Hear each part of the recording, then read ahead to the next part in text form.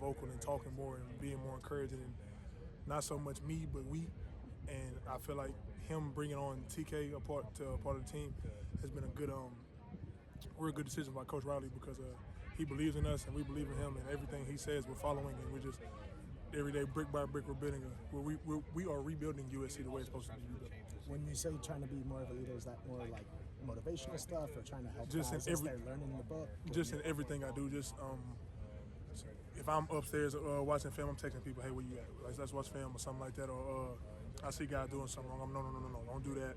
And just being more vocal, but not learning how to be a good leader without yelling all the time. You can be a good leader without yelling. So I've been working on that. I've been more encouraging, like, oh, yo, you good, let's go, come on. You better than that, stuff like that. And I feel like Coach Riley has challenged me, and I really appreciate the challenge. You made the highlight reel this past weekend. Can you talk about that one-handed snag and the pass from Miller and what we didn't see from the highlight? Okay, so the defense swore up and down they got a sack. We don't care. We still got the highlight. But nah, man, it's not even about me, man. That was what y'all didn't, what you talking about didn't see. You didn't get to see the O-line working, doing their job, protecting Miller as long as they could. The other receivers drawing DBs away so I could get open, and then Miller just throwing an absolute rope the way he did. And the trail jumped a little bit earlier. I feel like he jumped a little bit on time. I wouldn't have had the highlight, but I mean, everything happens for a reason. Did you know it was one hand from the start? No, not. I just tried to. I thought it was out of reach, so I just threw my hand up, and then once I realized it, I was like, oh, let me do that. It was one of those. What have been your first impressions these first few weeks of the offense? We're learning, and the more we get comfortable with the offense, the more we learning. And we really don't even look at Coach Riley. We let the quarterback control the whole offense. The quarterback gets a signal, and we just, what's the play? Okay. And we're trying to continuously keep moving, and not make mistakes over things we've already repeated. Second offense you've had to learn in 2 years. Like, how's this process different? I mean, I'm a vet at this point, so you can throw me any offense, and I'm learning it.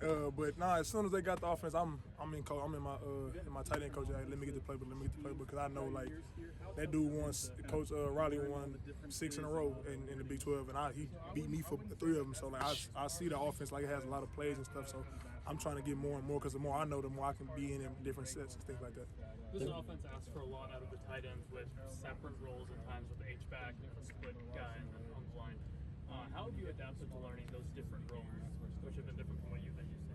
Coach Hansen does a good job of making sure we get more roles. I need to get more H-back roles for myself, like cutting and things like that, because that's what people say I can't do. But you know what I'm saying? I don't really care what people say I can't do. I only try to prove myself right.